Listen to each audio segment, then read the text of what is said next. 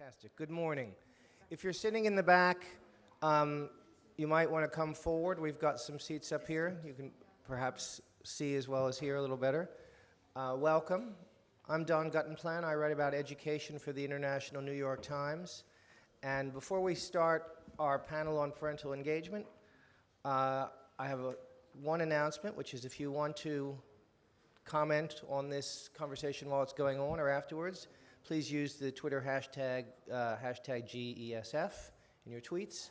And before we get the panel underway, we're going to hear from the STIR education representative, Neha Drolia. So she's the student tracker on, she's going to tell us about STIR and about some of the things, the work they're doing in India or Uganda. Sure. Neha. Thank you very much. And it's a privilege to be here in Dubai representing teachers we are working with in India and Uganda. And we work with the teachers in country where the teachers are facing many problems, like large class sizes, parental engagement, which is a topic here today, and which teachers lack on the focus on learning outcomes. So what we do is basically we identify the teachers' innovations or the best practices in the classrooms they are doing or in the schools. So one of the teacher, I'll share one of the idea one teacher is doing on the parental engagement. So in India, these teachers face a huge problem with parents as the parents are illiterate and the students which come to the schools are the first generation learners. So in their family, no one has before gone or seen a school. So what this teacher does, because the parents think that once the student is enrolled in the school, it's completely school's responsibility to educate them. They don't even bother to see what's happening with their school, what in their notebooks, or keep a check on them. So to engage these parents in the students' education, this teacher started an innovation where she asked the parents to mark the students on a score of 10 every month. And she got the parents together, trained them that how is she going to mark them how the parents are going to, can you hear me? Yeah. So how they are going to mark the students on the score of 10.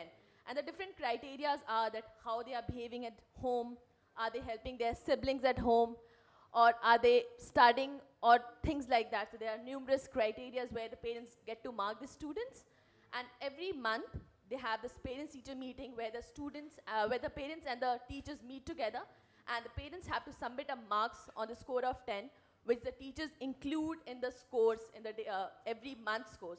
So she has seen that there has been a good impact with the parents because parents are a little bit careful and vigilant in the home that what their students are doing and trying to help in their students, in their child's education. Yeah, thank you. Thanks very much. Okay, so before we get underway, one other announcement, which is that we are privileged today to have with us the Minister of Education from Algeria, Mr. Abdelatif Baba Ahmed, to my left, who's probably going to respond in French. So if you're bilingual, no problem.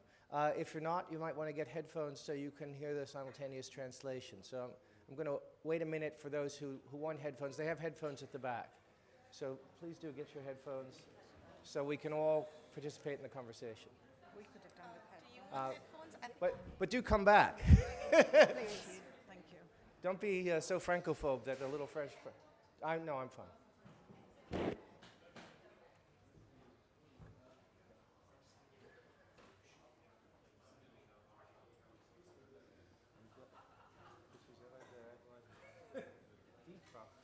Personne n'a compris. On comprend.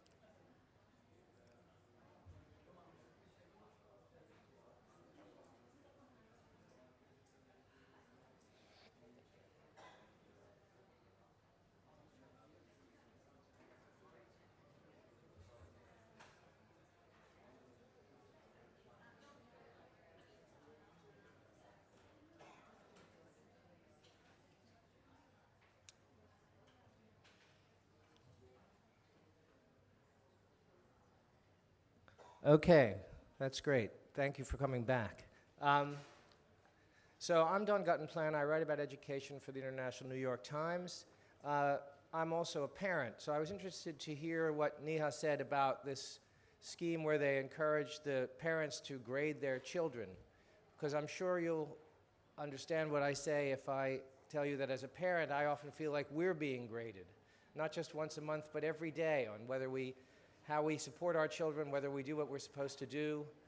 And I guess part of what some of us are going to talk about today is that process, how that process can be improved, and also maybe whether we need to feel so much graded and evaluated. Maybe it's something as parents we should try and shake off, is this sense that we're always being evaluated. I also wanted to begin by asking you a question, so a little bit of audience participation. How many people in this audience are, in addition to whatever other role brings you here, are parents of school-age or recent school-age children? Okay, so that's about a third. Keep your hands up because there's a second question coming. Of you parents, which I hold up my hand, how many of us would recognize the description of ourselves as pushy parents? Okay, so just me then. Good. I'm glad I'm the only pushy parent here. The rest of you don't have to worry. Fantastic. Okay. So I think I'm going to start off with Teresa Choi because she is a parent and she's here as a parent, but she says she's going to debunk the myth of parental engagement. So go ahead, Teresa. Tell us a little bit about where your kids are in school and yourself as a parent, and please, what you think that this whole business of parental engagement is overblown, do you? I have two children, age 18 and 15, and they are currently at Jumeirah College. And they've been at school in Dubai for 7 years now. As a parent, especially when it comes to parental engagement, and which is what I'm here to talk about, I want to tell you actually that's not what I'm not going to be talking about. Because to do that suggests to me that I categorize myself only as an engaged parent, and also perhaps belittles what everyone else does as a parent and in turn myself. So, I mean, sometimes I'm a disciplinarian. Sometimes I'm the kind of parent who takes the foot off the pedal and gives my child room to breathe. Sometimes I'm the kind of parent who's very on their case about the homework. But over and above all that, I think that I'm less the engaged parent, but I am more the empowered person. The empowered person who perhaps seeks new opportunities to empower my child to be the better student, as opposed to being an engaged parent. I see myself as an engaged person. I love learning, and I feel that along the way I'm learning with my child, and so therefore giving them the skills perhaps to be a better and engaged student or child.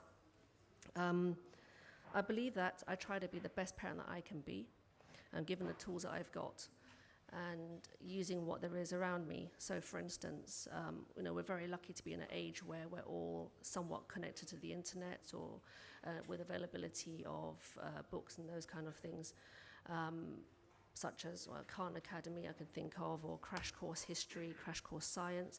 All those kind of things help to teach me and help me to engage with my child.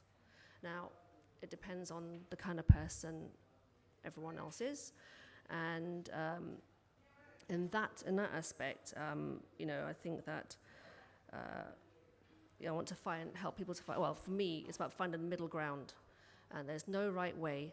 And what works for me, for my children, and my situation or my family can vary quite drastically to someone else's family, their situation and their children.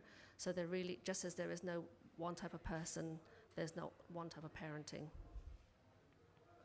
I wonder whether you ever feel when you go in to speak to your child's teacher, I mean, when you go there, do you feel that you need to apologize for being there? Do you go there and feel like you are welcomed? Do you go and feel like an interloper?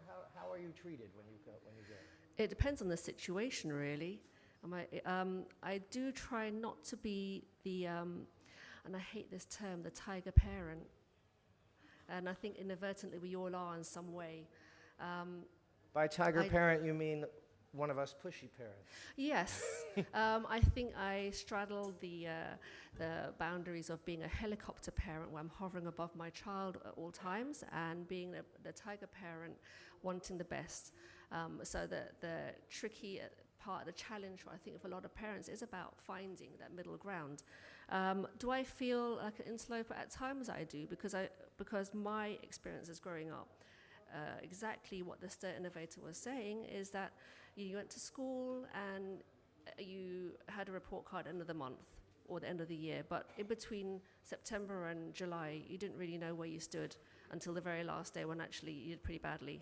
When, and in this day and age, we can go in and speak to the school, and there's a dialogue at all times as to how your children are doing. So do I feel like an interloper? I think because they invite me to be an interloper, I will take that invitation quite gladly. Okay. Well, I know in my own experience, I've got 3 kids, and they've been to both state and private education.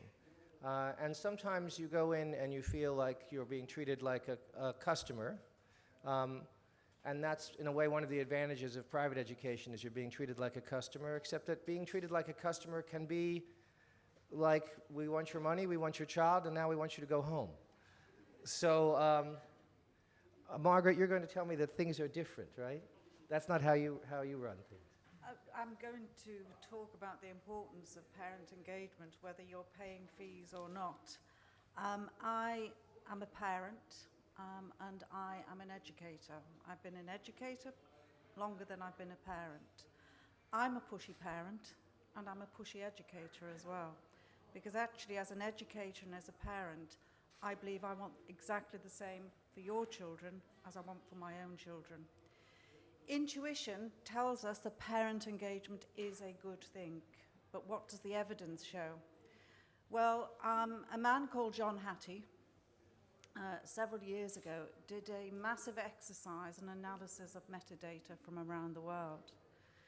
And what he did, he gathered in hundreds and hundreds and hundreds of pieces of research that was demonstrating the impact on inputs of children's success. And I think he identified 136, 138 different inputs that allegedly impacted on a child's success in life, success at school as well. And he gave each one of them a numerical value. He identified what he called a hinge point. And his hinge point was 0.4. Anything below that, anything with a value below that, actually didn't have that much impact on a student's success. The most important input was obviously the good teacher.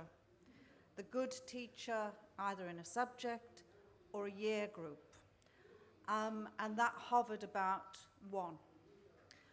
However, if you looked at then the effect size of parent engagement and home environment had a value of 0.57 and parent engagement had a value of 0.51.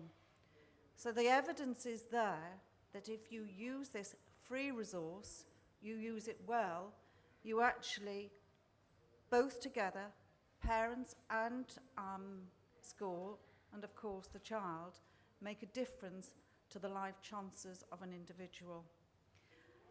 All schools talk about parent engagement, but sometimes then there is a disconnect between the rhetoric and the reality, because you can't just talk about it, you then have to plan for it.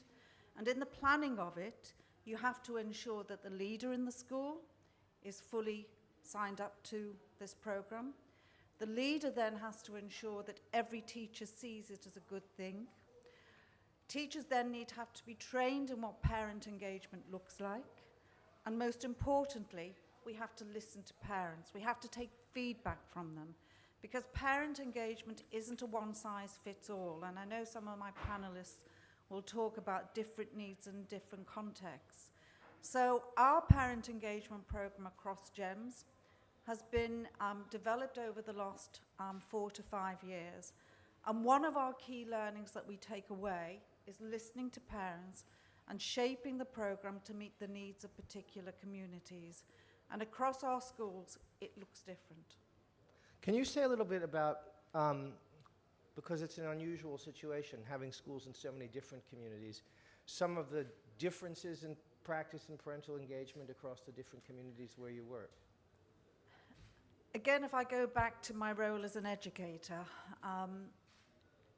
every parent I've taught in a variety of schools. I've taught in schools that are challenged socio and economically, and I've taught at the other end of the scale where, students come to us who are fairly privileged. What I've always seen, that no parent has ever wanted their child to fail, but not every parent knows how to support their child to succeed. And I think that's the role of educators in schools. And when you listen to parents, they all bring a different set of challenges that they may be facing. And therefore, that's when you begin to tailor your program to meet the needs of parents within the community. So some parents are quite involved in their child's education, but sometimes that involvement can actually, what I call the tipping point, it becomes a negative involvement. So how do we maintain that passion, that interest, but make sure that the strategies that parents are using at home actually supports their child's development and supports it from a very early stage? We need to get parents right at the beginning when their children start in KG1 and KG2, give them those strategies that they can continue to use as their child goes through those more challenging teenage years. Thank you. Minister, if we can, you might want to put on your headphones if you don't have them. I wondered if you could tell us about how the Algerian ministry views the role of parents, and also if there are particular challenges because of running a diverse system in a large, not very rich country. S'il vous plaît, si vous m'avez compris. Merci beaucoup. Excuse me if I speak in French, because I must be I must use the terms exactly. En Algérie, nous avons actuellement 8,5 millions d'élèves, et si on compte au moins un parent d'élèves, cela fait à peu près 17 millions, ce qui représente plus de la moitié de la population est concernée par l'éducation. Alors, le rôle de la famille est, à mon sens, des parents d'élèves, est très important pour l'éducation des enfants. Je voudrais tout d'abord faire une distinction de termes entre le français et l'anglais. Lorsqu'on dit education en anglais, ça veut dire c'est en même temps l'enseignement. Lorsqu'on dit éducation en français, ça veut dire tous les apprentissages que les parents d'élèves doivent donner, en particulier à l'enfant avant de rentrer à l'école, comme les règles de la morale, les règles de l'écoute, les règles du respect. Et donc, cette distinction étant faite, en Algérie, le rôle des parents d'élèves, à notre sens, est très important, puisque l'élève est au milieu de trois composantes. Si on utilise un diagramme, il se trouve au centre, et les trois composantes sont d'abord les parents d'élèves, c'est-à-dire la famille, ensuite le responsable, l'enseignant, et ensuite la société à partir de l'âge de 10, 12, 15 ans, puisque le système d'enseignement va de 6 ans à 16 ans, qui est obligatoire selon l'UNESCO. Et nous avons même l'obligation, les parents peuvent être suivis en justice s'ils ne ramènent pas leurs enfants à l'école. parce que l'enseignement est gratuit et on considère que l'enseignement constitue un investissement très important pour le pays. Alors, pour revenir au rôle des parents d'élèves, nous avons 3 catégories de parents d'élèves. Nous avons les parents qui sont instruits, qui arrivent à encadrer leurs enfants et de cette manière, ils gardent le lien avec les enseignants. Ensuite viennent les parents qui ont un faible niveau d'instruction. Ces parents essayent de faire l'effort, mais souvent la communication entre ces parents et les enseignants reste encore insuffisante. Nous avons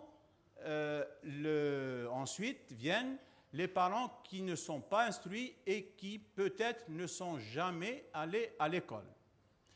Et donc ces parents considèrent que l'interaction ou la relation qu'ils peuvent avoir avec l'enseignant n'est pas utile, ne détermine pas l'utilité ni les enjeux pour pouvoir se déplacer à l'école et essayer de suivre le parcours de leurs enfants à l'école. Actuellement, nous avons depuis une dizaine d'années, 98% des élèves se trouvent à l'école à l'âge de 6 ans. Et donc, les parents ont au moins, même s'ils n'ont pas le niveau d'instruction requis, ils ont un objectif, c'est de vouloir faire arriver leurs enfants à obtenir une bonne éducation et ensuite donc un diplôme qui leur permet d'accéder à un emploi et même peut-être à un poste de responsabilité. Si vous voulez brièvement présenter les différentes catégories de parents d'élèves, je reviendrai peut-être tout à l'heure. Je pense que les parents d'élèves peuvent agir sur si l'élève est bien éduqué, en classe, il sera, même si ce n'est pas un bon élève, il aura un bon comportement et donc le ratio enseignant-élève ne posera pas beaucoup de problèmes puisque en général, l'UNESCO met comme seuil au moins une trentaine d'élèves, 30 à 32 élèves par classe. Nous avons, dans certaines régions, ce ratio dépasse les 30 à 32, voire même 35 élèves par classe. Et donc, je pense qu'au moins à cause de ce facteur, si les élèves sont bien éduqués, le rôle de l'enseignant sera facilité en classe. Je vous remercie. Alors, I ask questions in English, but you answer in French.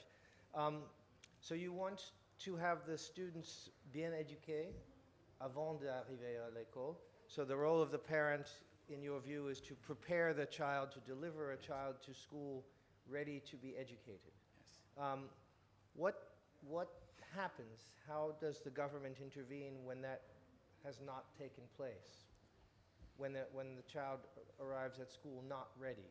What can the state or the system do to make up for that lack of bien éducation? OK. En général, le problème qui peut se poser, ce sont ce qu'on appelle les élèves en difficulté. Les élèves en difficulté sont soit des élèves issus de couples séparés, soit éventuellement, comme je l'ai dit, de parents qui ne sont pas instruits, soit éventuellement d'enfants qui n'ont pas une...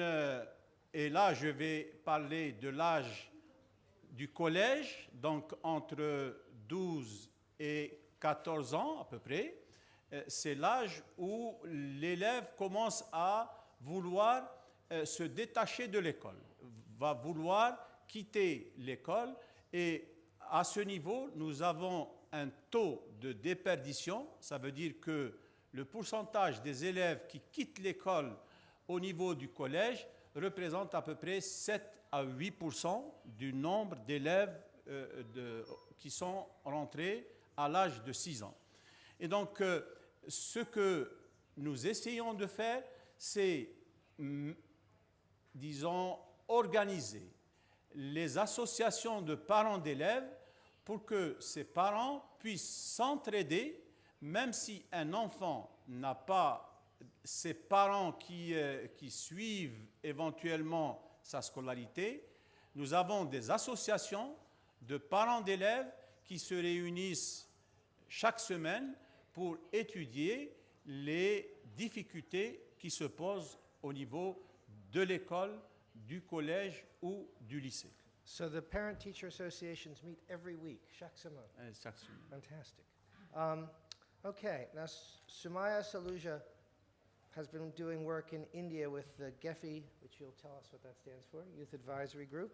And Sumaya, I thought that you might want to tell us a bit about the work you've been doing, particularly with the kind of parents who wouldn't necessarily come ready equipped to be engaged parents. So that in a way very, very different from the kind of experience Teresa was talking about. So, Samaya.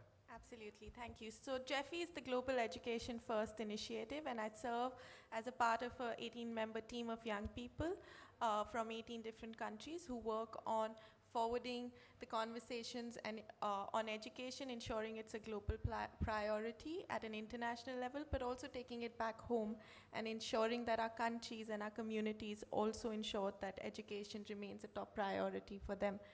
Coming back, before I start, I actually want to say one thing, which is, and thank you for touching upon it earlier, that parents aren't a homogeneous group, and they do include single parents, parents who are separated but have a common custody over the child, parents who may not be a heterosexual couple in union or married, parents who have disabilities themselves. So to understand that when we look at an engagement strategy, we must include and understand the different challenges that and different barriers that all sorts of parents have, and actually encompass all of that in our strategies when we are trying to engage parents. Now coming to why me, as a young person who's not a parent, I'm confessing, and who's not a teacher either, is actually continuing as a part of this conversation. My background is I ran a youth-led and run program that worked at a community level as we got peer educators, and we trained and mobilized young people to work in communities to, one, ensure children are ready for school. So before they go to school, you provide them with life skills education and basic skills so that they can cope with the kind of skills that formal schooling actually demands for a child to be successful in it. Such as? It includes something even as basic as concentration, the ability to hear, the ability to listen, the ability to interact, confidence, self-esteem. A lot of children who we work with, even something as basic hygiene education, because that matters when you talk about self-esteem within the school space. Secondly, that children stay in school, and thirdly, that they are learning, and that's where we came in. And I've worked on this for 7 years. Out of the 6 years, we started working with parents. And this was basically because we were asking ourselves 3 really important questions. One, we've transitioned children into school. Now, how do they stay in school and actually succeed in school? Secondly, with girls, how do we ensure that girls post the age of 12 do not drop out? Because we all in this room and as a global education community do know that the gains when we talk about girls' education come at after the completion of secondary education and not primary education. And thirdly, how is a program like ours, which works 3 days a week for 3 hours each, really going to change anything on a long-term and a sustainable basis? Because we realized our inherent flaw was actually to look at, we had an over-intensive focus on the child and a really underwhelming ability to engage with their larger environment and one of their biggest influencers, who are parents. Now, we started with something really simple, which was monthly community meetings within the residential complex, door-to-door meetings. But out of a community of 250 families, we were actually just getting a maximum of 20 parents. And we really started to wonder why we weren't managing to engage parents successfully. One as a youth-led program and completely youth-run and led and focused. Our inherent flaw was, how are parents ever going to understand, how are we actually, parents really looked at us and said, how are you going to understand our challenges, and how are you even going to be part of the conversation that devises certain solutions as strategies?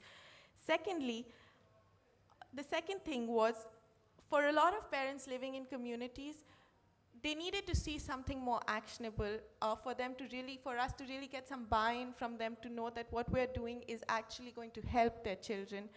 We were talking about life skills, leadership. It's really abstract. For parents who haven't gone into school, that doesn't really get them to want to talk to us. So we started a program. It was in 2009 when the Right to Education Act in India was passed, and it ensured universal, compulsory, and free education for all children in primary school. 6 to 14 is the year. And what we worked on was securing formal identification for parents so that they could avail of schemes that were government-led and sponsored. Also because the large amount of communities were migrant workers who had come into an urban space to seek employment.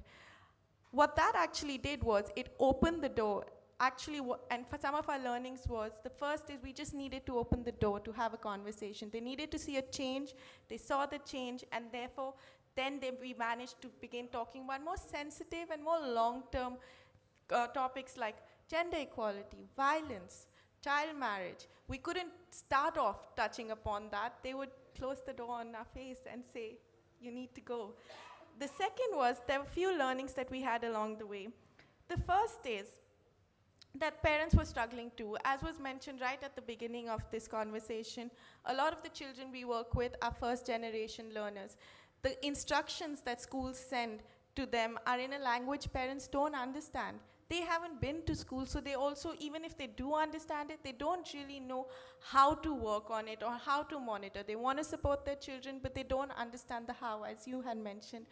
Thirdly, there's a sense of entitlement which they lack. For parents who are not paying for education, they do not have the sense of entitlement that they can go to the school administration and demand that their child gets quality education, that teachers are in the school every day, that the school administration provides the infrastructure that the law has guaranteed for their child, and to work with parents to understand that they are entitled, one, but two, what are the skills? How do they negotiate? They can't read the law and talk because that doesn't help.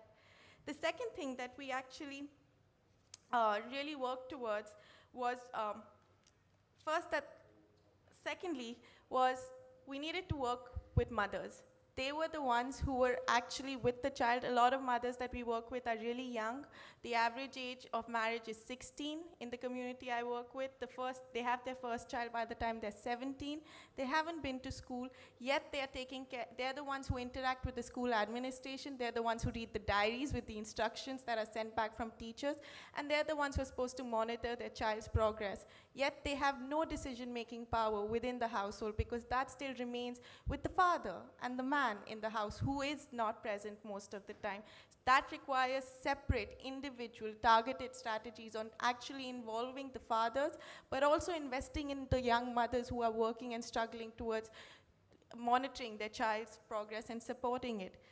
The third that was, which I actually will end with, our conversation is about teachers and parents, and usually when we talk about parental engagement, we actually talk about teachers talking about what is our responsibility and this is parents' responsibilities. Parents saying, as was also said, we've sent the child to school, so this is your responsibility and this is not ours. But somewhere in all of that, we miss the child and the young person in the middle.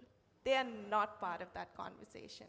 And I feel that is so essential that when we're talking about children and young people who are learning and whose education and whose skills and empowerment is actually what we're focusing towards, they need to be part of that common platform with the parents, with the teachers. They're also the common link who are at both spaces and can provide that completion of circle.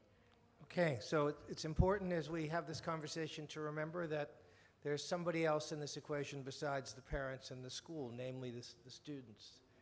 And we should try and remember that and keep track of that. Margaret, I wanted to ask you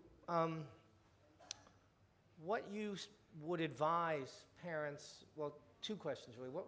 What do you want from parents? How do you want them to present their arguments to you? What kind of interventions are the most helpful?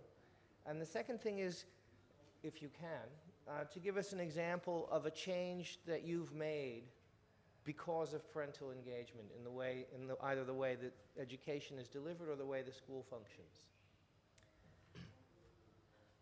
First, the relationship with parents.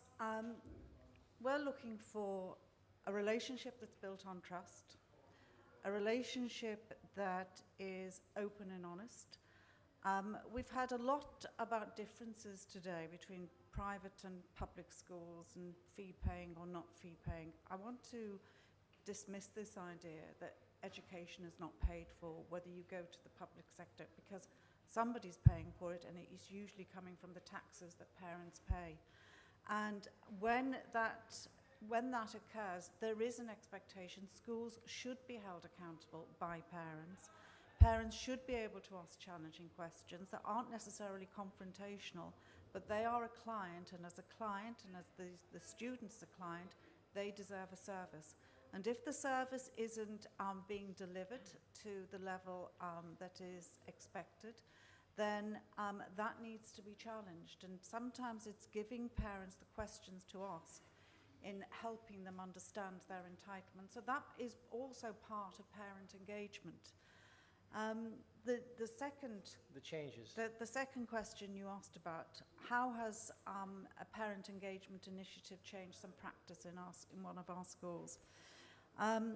If I think of a school not that far away, the Winchester School in Jebel Ali, they have a parent engagement program, and the parent engagement program is called Aim High.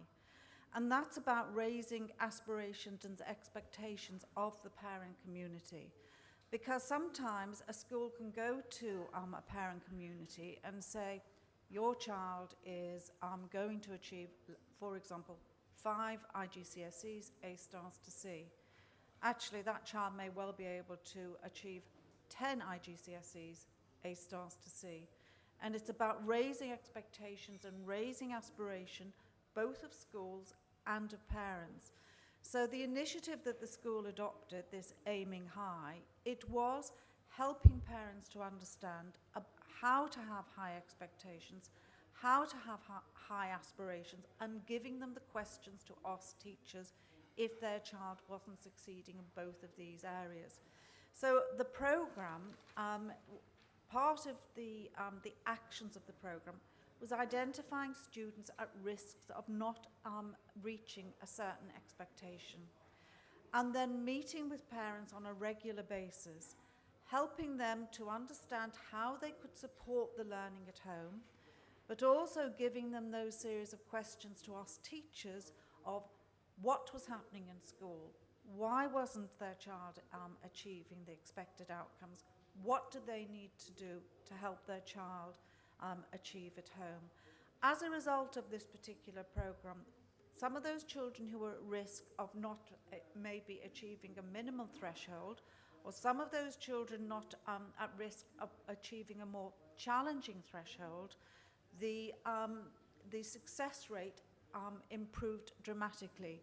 So much so, when you look at these groups of children, the less able and the most able, 85% of them, on average, across all year groups, are now achieving those targets that were established with the home and with the school.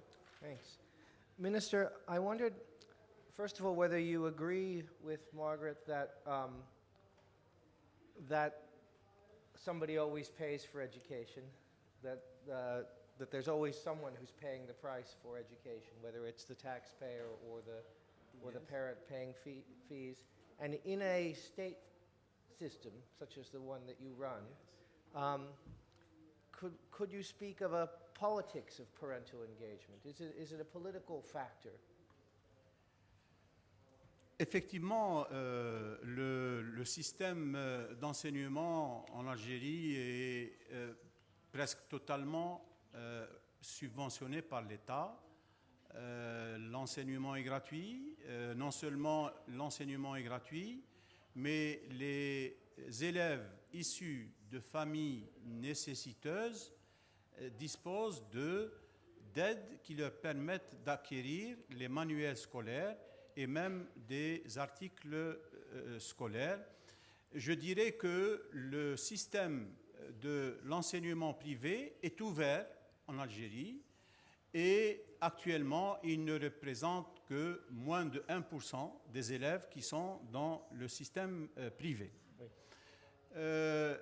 Je pense que l'État devrait mettre, puisque c'est la principale composante du système ou de la politique de formation, devrait aider donc l'ensemble de ces associations pour pouvoir mener à bien ce qu'on appelle la qualité, puisque actuellement, même si on arrive à vaincre la difficulté de la quantité, donc tous les enfants sont à l'école, maintenant notre défi, donc notre objectif, est d'assurer une meilleure qualité de l'enseignement et essayer de réduire et la disparité et les échecs scolaires. Ça veut dire les abandons lorsque les élèves quittent l'école. Cela constitue pour nous un problème fondamental. Et bon, je citerai peut-être l'un des facteurs qui est prédominant pour le système d'abandon de l'école, c'est que les parents, chez nous, je pense que c'est aussi valable dans tous les pays en voie de développement, considèrent que la formation professionnelle, donc la formation qui peut être le parcours après le collège, qui permet de récupérer les élèves en difficulté scolaire. Cette orientation est ralentie, pour ne pas dire freinée, par les mentalités des parents d'élèves. Tous les parents d'élèves, lorsque vous leur demandez qu'est-ce que vous voulez que votre enfant puisse exercer dans l'avenir, ils vous diront médecin, pharmacien, chirurgien dentiste. Mais malheureusement, un pays ne peut pas être construit uniquement avec... Il ne dit jamais journaliste. Oui, bon, journaliste, c'est demandé. Mais je pense qu'un pays qui se construit a besoin d'ingénieurs, d'architectes, a besoin de métiers manuels, puisque dans la construction. Et c'est ce qu'on essaye de sensibiliser, de former. Nous sommes en train de former nous-mêmes les parents d'élèves pour qu'ils puissent accompagner leurs enfants en fonction de leur capacité d'instruction. So, in a way, part of the function of the state, the school, is to encourage ambition, to channel ambition, and to keep parental ambition engaged with their children so that their children can succeed. I wanted to ask, and we're going to have time for questions from the audience, so please keep your answers relatively brief. But I wanted to ask Sumaya if you can tell us a bit about, you said that you had to sort of begin by opening the conversation by showing practical results, such as helping parents obtain documentation so that their children could even access school. Is there an example of an obstacle to parental engagement that you had to overcome? And can you briefly, because we're short on time, tell us how you managed? Absolutely. I think my personal intervention, which I'm talking about, is just 250 families. I think with governments, you're talking in millions. So, and just with that scale, we had very individual, different barriers. why we've had girls who've left our program who were 14 years old because of neighborhood pressure that, and we're a life skills program. We're not even talking about school and 7 hours in schools. We're just asking for about 6 hours a week, and girls still didn't come for that because parents succumbed to pressures of the neighborhood. So what we realized was to also work with parents not only individually but as a community as a whole. The second challenge was also how do children really communicate and negotiate within the household, and there's certain things which become really challenging and sensitive, and we're on one hand looking and talking about, if I take gender equality as an example, and we're looking at boys and girls, and in our workshops we're trying to inculcate attitudinal change where they both start looking at each other as equal, but what do we do when they go back home, and how do we protect them from that backlash? So we run a lot of, we work with children together so that they raise their voices collectively as opposed to individually. Therefore, there's not an individual child who gets any backlash, but it's together how they're collectively raising their voices. Great. Otherwise, I can stop. Well, I mean, We can- no, I would love to hear more, but I think we have to. Yes. So I want to ask Teresa before we throw the floor open to questions. If you had to be very specific and say 2 or 3 things that you really want as a parent from a school in terms of engagement and listening, what would those things be? I think reciprocal parenting, really. Reciprocal parenting. Reciprocal. What does that mean? Well, for me, I guess it means build a relationship so that we both are coming from the same angle and building a relationship where I try to input some form of empowerment or engagement, and the school comes from the other side. And I feel that as a parent in Dubai, I am getting that. The reciprocal, when I go in with a concern, just as much as if my children go in with a concern as well, to me or to the teachers, that they do get the support they need to move forward if their problems are being solved, and likewise mine as well, because at the end of the day, a child's happiness is for me the barometer of the success as a parent, as also a success from the school on both sides. So you want to be on the same page as the school. Exactly, Okay. yeah. All right. Well, we have a microphone, and you can either pose questions to the whole panel or to one panelist. Gentleman on the side here, because you've got your hand up first. I like to reward initiative. And we'll take other questions as we can. But please, to get as many in as possible, please keep them fairly brief. Thank you. Yes. Good morning. My name is Malih. I am the founder and director of Young Leaders Development Program. We're having 60 young leaders attending this Congress. I wanted to share with you a challenge we face. If you could do it very quickly. Yeah. Okay. Well, many parents, especially the pushy one, they want their children, they're very much concerned about getting A's and A pluses in math and science and so on, not looking at the other side of the equation, the engagement, social engagement, emotional intelligence, social intelligence, positive intelligence, which the program teach. And we find very, very difficult to convince parents, even though to bring them here, it was very challenging to leave school and come and let them convince the parent that this is equally important. In our views is more important because so many people are now highly educated. But what can differentiate you from the others is those skills you learn when you're still at this age. And what can we do to change the perspective of the parents? Because I find it very, very, very, especially for the parent engagement. How do you find this? Many parents have this mentality, and how we come to address this. Okay, so how do we, I'm going to take 2 or 3 questions, then let the panel respond to them in turn. We have a lady in the back there. The first question is, how do we get past the kind of obsession with A, numerical grades, and B, the kind of vocationally focused STEM subjects which we all read about and which we're all supposed to care about, but which we hope are not the whole of life skills that you can learn at school and home. Is that a reasonable paraphrase of your question, sir? Thank you. Ma'am, please say who you are, too. I'm Pat Preedy. I'm Chief Academic Officer for GEMS for Early Childhood. I'm very pro, obviously, the parental engagement, but particularly here in the Middle East, children actually spend large amounts of time with nannies, often for whom the language is an issue, not the same, huge issues in terms of care and so on. So how can we actually get to those people that are spending those large amounts of time at the key time of development for our very young children?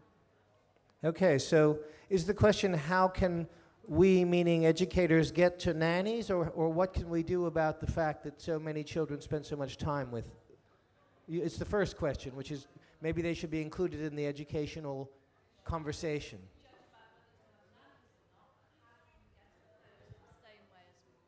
Okay, so how do you include them in the conversation? Okay.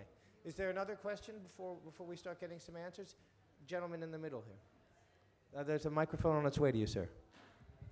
Yeah, there are two in one, but Okay. a quick one. One is, now that you talk about, because I come from Uganda, Julius is my name, I'm a trainer with VGF, and two situations. One is the parents who are not educated, okay? More often than not, it's parents that are educated, the middle class parents that get much involved with the education of their children.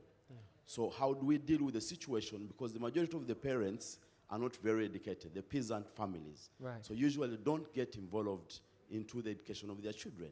How do you deal with that? The second one is, how far should the educated parents get involved into the education of their children?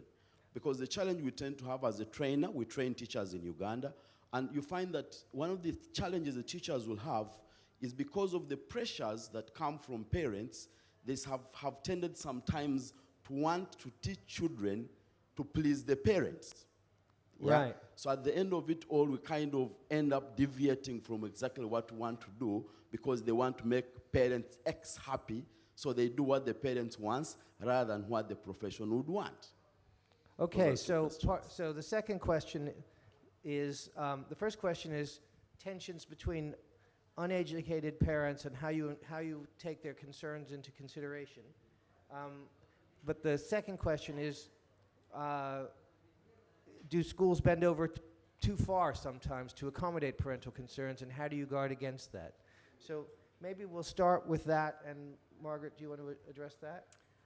Well, some great questions, lots of how questions, and sometimes those simple how questions have very complex answers.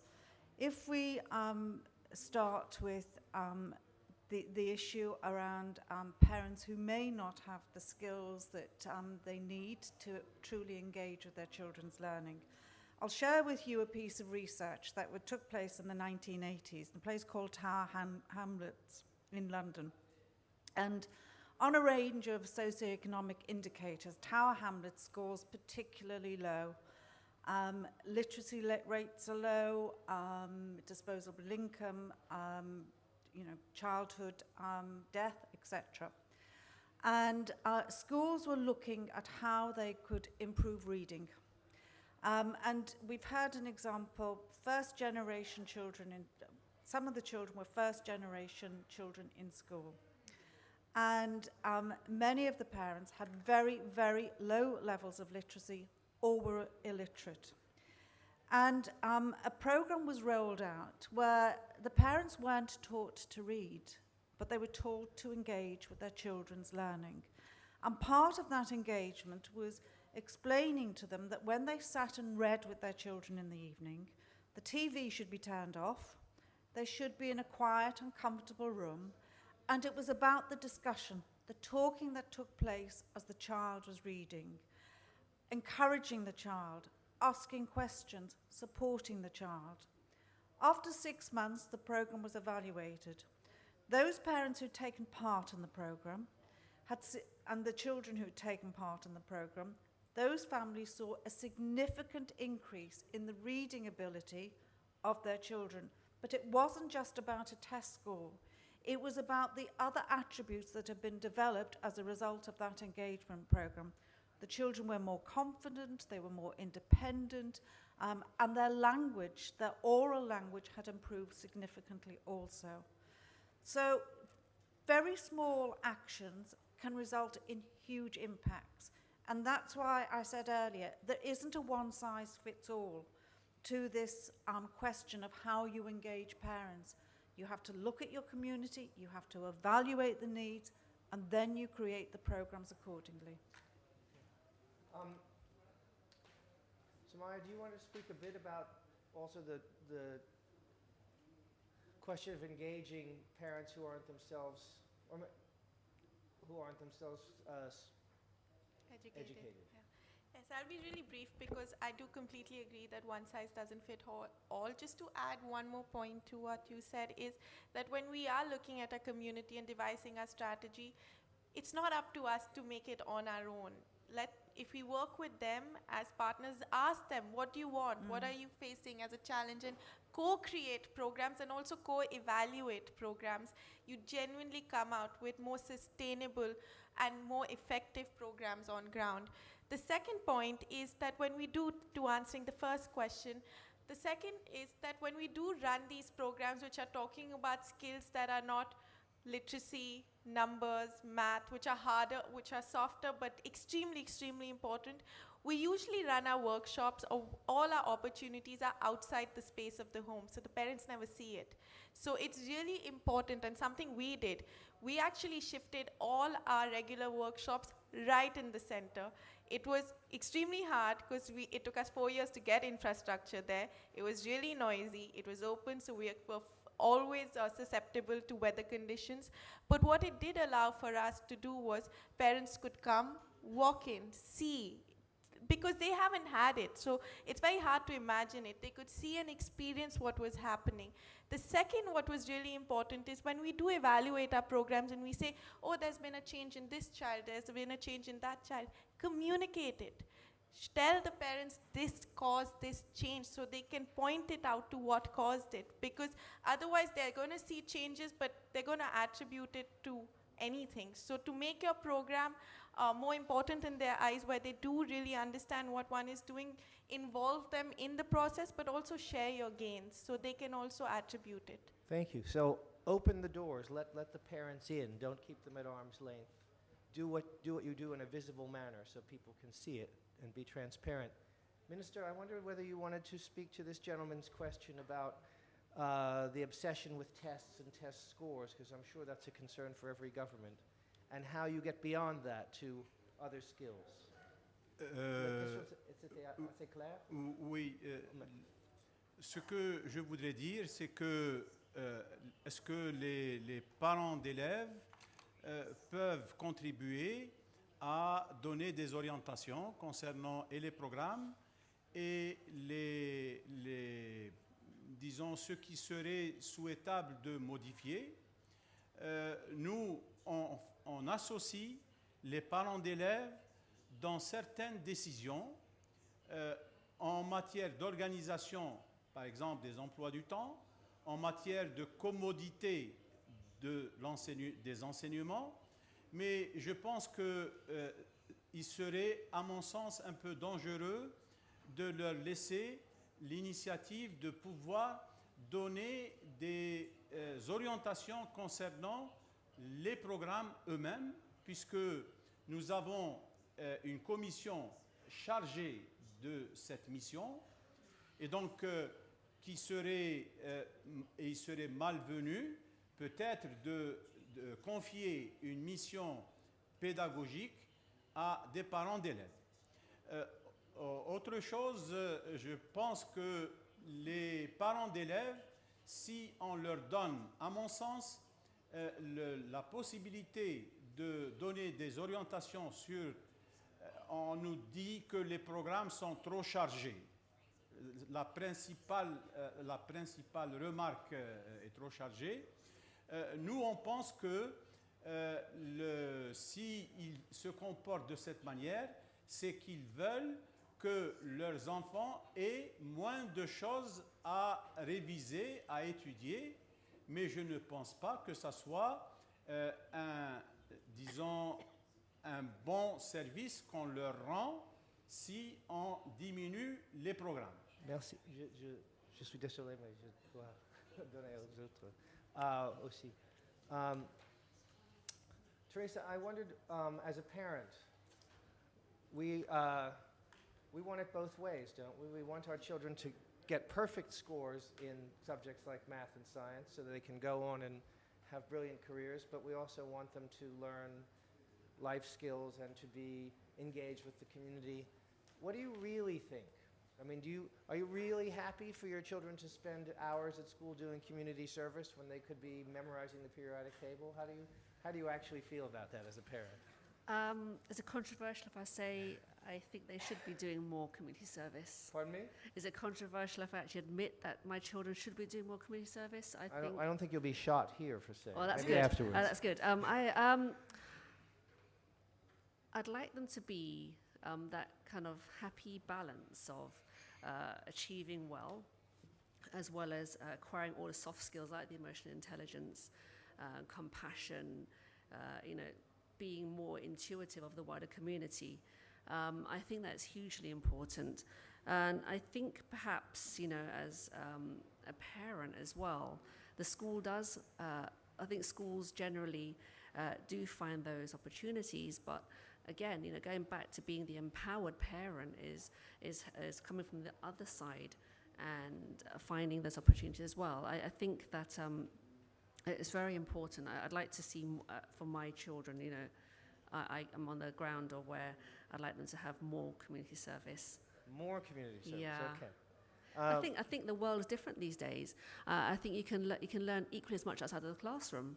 Whether you're going on holiday, or whether you're in a museum or an external program or all these kind of things, I think that shapes the children up a whole lot more. I think perhaps the focus in the past was to be kind of a very good book intelligent as opposed to an all-round intelligence. All right. I'm conscious that we're out of time, and also that we haven't answered the lady in the back's question. So if anyone has ideas about how to engage the carers who are not parental carers as well, please let the lady know at the end, because it's not, I have no clue how to answer your question, but I think it's an important question. I apologize for not getting an answer from the panel, but perhaps someone will give you an answer privately. Thank you all very much. You've been a fantastic audience. I'm sorry we didn't get all your questions, but